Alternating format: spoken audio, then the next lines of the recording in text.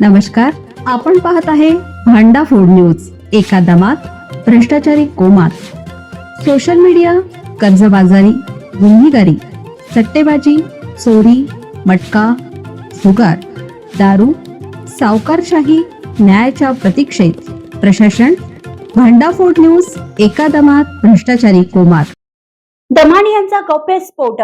खरात प्रकरणी पहिल्यांदा शरद पवारांच्या बड्या नेत्याचं नाव. म्हणाल्या, मला आक्षेप नव्हती.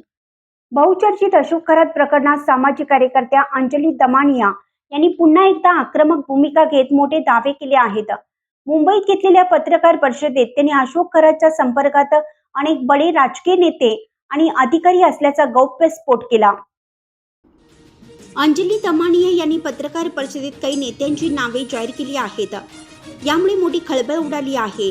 विशेष म्हणजे आतापर्यंत या प्रकरणात नाव न आलेल्या शरद पवार गटातील एका बड्या नेत्यांनीही अशोक खरातशी संपर्क केल्याचा मोठा दावा त्यांनी केला आहे. रुपाली चाकणकर आणि त्यांच्या कुटुंबियांचा उल्लेख करत त्यांनी गंभीर आरोप केले.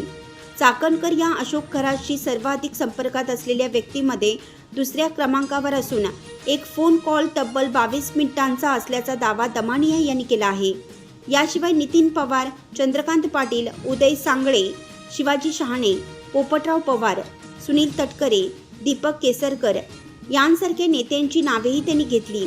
काहींनी अनेक वेळा फोन कॉल केल्याचा आरोप त्यांनी केला.